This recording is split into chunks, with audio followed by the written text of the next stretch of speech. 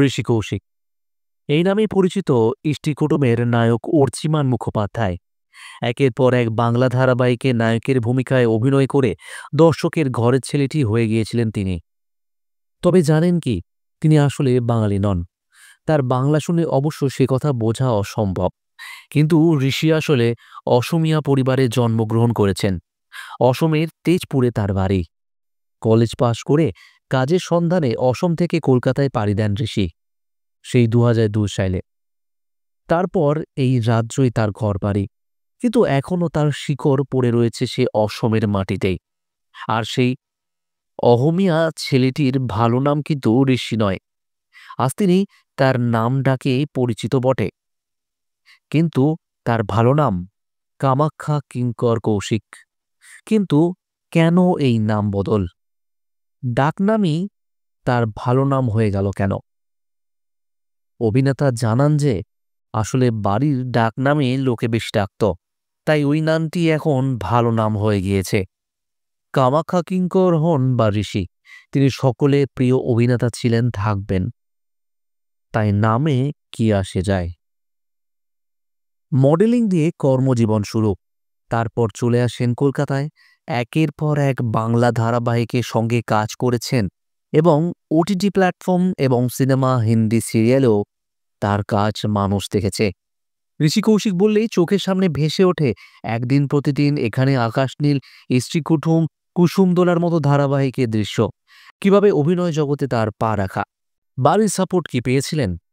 অভিনেতা জানান যে বাড়ি থেকে অবশ্যই সাপোর্ট পেয়েছি।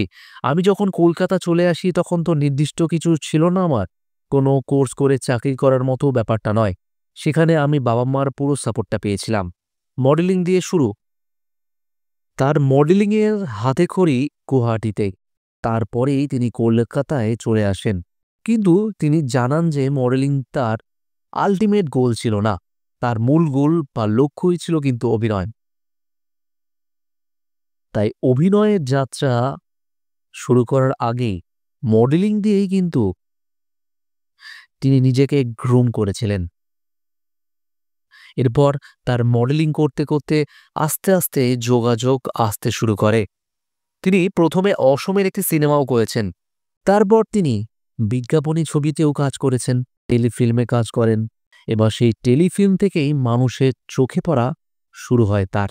তারপরেই প্রথম বড় ধারাবাহিকের অফার তিনি পান, একদিন প্রতিদিন। এখন তিনি বাংলায় কাজ করার পাশাপাশি অভিনয় করছেন হিন্দি ধারাবাহিকেও। কলকাতা আর মুম্বাই সমানভাবে কিভাবে সামলাচ্ছেন অভিনেতা? তিনি উত্তরে বলেন, যখন যেখানে যেমন সুখে সেখানে পৌঁছে যায়। যখন শুধু কলকাতা ধারাবাহিকে কাজ করতাম তখন তো মাসে টানা ২০ থেকে ২৫ দিন কাজ করেছি, কিন্তু তখন একটা জায়গায় কাজ থাকে বলে ব্যস্ততাটাও লোকের চোখে পড়ে না। কিন্তু ৪টে আলাদা জায়গায় শুটিং করলেও মাসের ২০ থেকে ২৫ দিনই শুটিং করা হয়, খালি তারিখটা বিভিন্ন জায়গায় ভাগ করা থাকে। ব্যস্ততাটা সব ক্ষেত্রেই সমান। কোন প্ল্যাটফর্মে আর কি জায়গায় কাজ করছি, বদল শুধু সেটুকুই, আর আমি সেটা উপভোগ করি। ধারাবাহিকে দীর্ঘদিনের অভিজ্ঞতা, সেই সঙ্গে ওটিটি এবং সিনেমায় কাজ। কোন প্ল্যাটফর্মে কাজ করতে সব থেকে বেশি উপভোগ করেন তিনি? তিনি বলেন, আমার পছন্দ সিনেমা, ওটা স্বপ্নের প্ল্যাটফর্ম। তবে বাংলা ধারাবাহিকে ঋষি কৌশিককে যেভাবে মানুষ দেখে এসেছে সেভাবে কেন আর দেখতে পাচ্ছে না? ঋষি কৌশিক কেন বাংলা ধারাবাহিকে আর সেভাবে কাজ পাচ্ছেন না, নাকি করছেন না? আপনাদের কি মতামত অবশ্যই কমেন্ট বক্সে কমেন্ট করে জানাবেন। এবং ঋষি কৌশিকের কোন ধারাবাহিকটি বা সিরিয়ালটি আপনার সবথেকে প্রিয় ছিল অবশ্যই কমেন্ট বক্সে কমেন্ট করে জানান। দেখা হবে পরবর্তী ভিডিওতে। ধন্যবাদ।